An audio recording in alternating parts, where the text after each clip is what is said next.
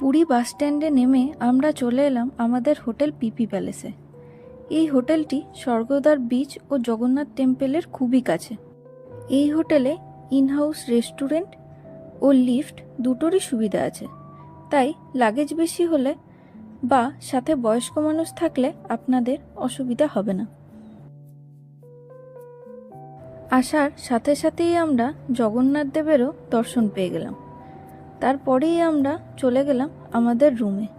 রুমটি যথেষ্ট পরিষ্কার পরিচ্ছন্ন ছিল।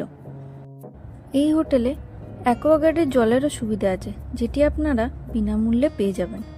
এটি কোনো পেড প্রমোশন ভিডিও নয়, আমরা শুধুমাত্র নিজেদের অভিজ্ঞতা আপনাদের সাথে শেয়ার করলাম।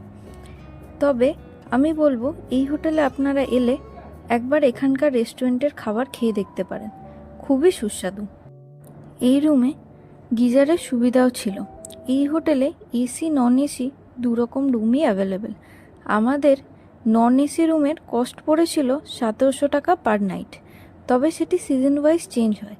আপনারা আসলে কন্ট্যাক্ট নাম্বারে যোগাযোগ করে সেই সময়ের রুম রেন্ট জেনে নেবেন।